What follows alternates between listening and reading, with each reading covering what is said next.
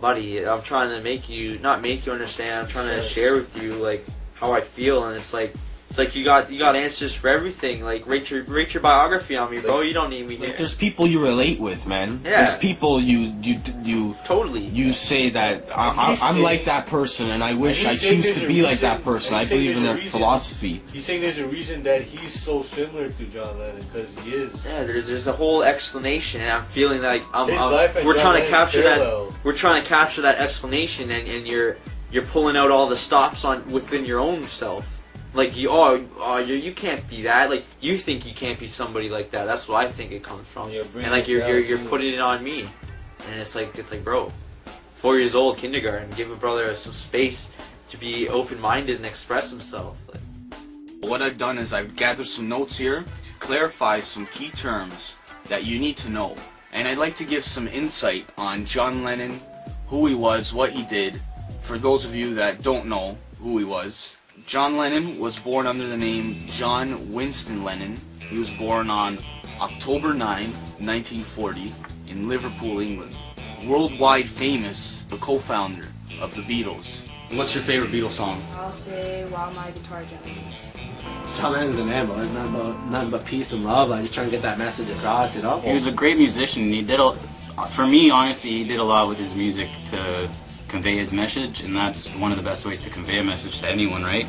You get to the population the fastest that way. He had a lot of fame and stardom. He was a rock musician, singer-songwriter, a peace activist, and an author. Everybody knows who the Beatles were and what they did. One of the many great teachers. There's countless examples. He's just one of them, of fucking just trying to get that good word out there. Like, all we are saying is give peace a chance. He was married to Yoko Ono, and eventually he went solo and had a solo career. Basically, John came over here to North America on December 8, 1980. He was assassinated in New York, and he was 40 years old. And that's what Justin was saying that he relates with. That's who he's saying his past life was. And he feels he's carrying on the life of John Lennon. He feels like he's continuing where John Lennon left off. I think that helped him out with reaching the people. I don't think if he was at that level when he started to do the things he did, that he would have been able to get to a lot of people the way he did, but I think he did a good job, you know? All he wanted was peace and love. And it's interesting. That's what I think is the best part, is that I didn't really... The information was handed to me on a platter, basically, if you want to use a crazy metaphor, in the sense that I figured out everything I needed to understand the information that was being brought to me. So before I realized I was the incarnation, that I was John Lennon in a previous past life, that I was a Nazi officer before that lifetime, and that's when I was born in Liverpool, and while the Germans were invading in World War II and shit. It's just so symbolic. But yeah, it's fucking born and raised in Toronto. Lived it up on the East End, played hockey my whole life basically. Went to elementary school, St. Joe's High School. Went to St. Joseph's High School. Yeah. Oh, did you hear they're trying to close down Neil? Yeah. Is your battery dying there, bro? No. I think your light there is dying.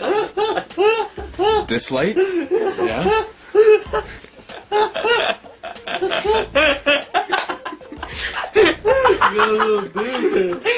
a little moonlight. The next thing I would like to take you through is reincarnation. It is the belief that the soul, after death of the body, comes back to Earth in another body. It's a process that some people believe that energy dies when the physical body does of any living creature. And other people believe that that energy is passed on in whatever way. Reincarnation would be that process. Reincarnation literally means to be made flesh again. So the life that once lived continues on in a new body, but it's the same life that once lived in another person. Reincarnation is sort of like a cycle of rebirth until you reach the ultimate goal of nirvana. Well, to me, reincarnation means that you're coming back completely as something else, where incarnation is more like human-like, and like you come back and you have more like something like personality traits that maybe are carried over. Incarnation would just be someone that is in their lives naturally and also willfully gravitated towards the essence of someone else, and they incarnate that soul. Honestly, I actually do believe in reincarnation, you know, whether you become a person again or even an animal. I believe that if there is something inside you, it's not going to just bounce out of the planet, right? So I figure, you know, once you're dead, we, at least as humans, we'd like to hope that something happens to our souls if we do have them. As opposed to like traditional thoughts that after you die, are they going to heaven or hell? I think reincarnation is something that makes a little more sense. It deals, I guess, more with like the fucking mind, body, and soul, as opposed to like just a corpse rotting in the ground. Believers also include religions such as Hinduism, Jainism, Buddhism, and even Scientology. The soul takes many lives to mature, and the more time you need to come back to earth many times to reach a level of spirituality that your soul needs to get to. We're all here for the same purpose. With so many lives, we eventually accomplish that certain level of spirituality and go on to the other side. Karma. Very important key term when we're talking about reincarnation here. Karma is the law of action and reaction which governs our consciousness. So basically, what you put out is what you get in return. Goes around, comes around. Your karma carries on with you through your past lives into your new lives. We get what we deserve in every life, and our good and bad deeds produce good and bad results from lifetime to lifetime. You carry over your karmic debt into your next life. So like something that happens to you in this life could have more than likely happened in your last life, and you're doing it again because you haven't learned anything. So everything hard that you go through in your life, you're meant to learn something from it, and you probably, that's exactly what you didn't learn in your last life. Karma is just another word. You could just try to sum up fucking do unto others as you like to be done to. It kind of keeps you in place. So if you do something bad has to happen in order for you to realize. And if you do good, good things come to you. It's just, if you fuck around with other people, it's just another stage of like being a bad person and coming back as something like, who knows, something shitty, like an ant.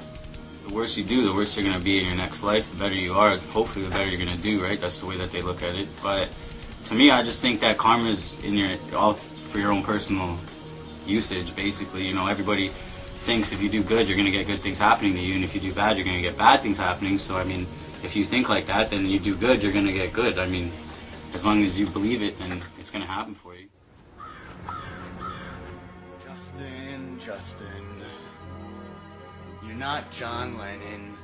Give it up. You're not saying that shit. That's ridiculous, man. Come on, open your eyes, bro. Like, statistically, what are the odds of Justin being John Lennon? Of all the dead that ever lived in the history of the earth, in the history of this realm, I'm sure the dead outnumber the living like at least 10,000 to 1. What makes you think you're John Lennon? Just come out with it. Just say the truth. Be truthful to yourself. Stop lying to yourself, bro. You're not John.